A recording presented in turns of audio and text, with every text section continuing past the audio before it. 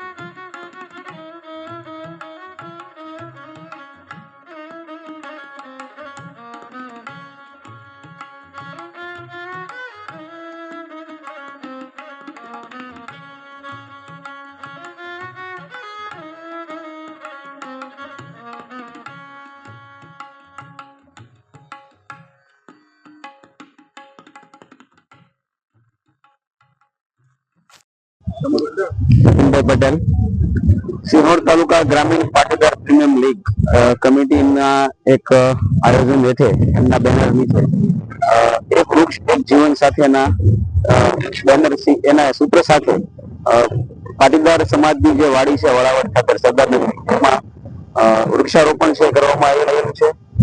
આ યુવાનો છે ઘણા સમયથી પોતાના કિંમતી સમયમાંથી પણ સમય કાઢી અને લગભગ છેલ્લા 15 દિવસથી આ લોકો પોતાની વ્યસ્તતામાંથી સમય કાઢી અને આ કાર્યક્રમ છે એના અનુસંધાને તૈયારી કરી રહ્યા હતા અને આજે આ ખૂબ સરસ મજાનો કાર્યક્રમ છે થઈ રહ્યો છે.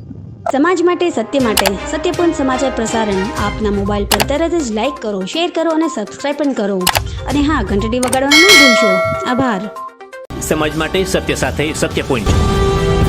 અહેવાલ, સમાચાર તથા જાહેરાત પ્રસારિત કરવા સંપર્ક સાધો.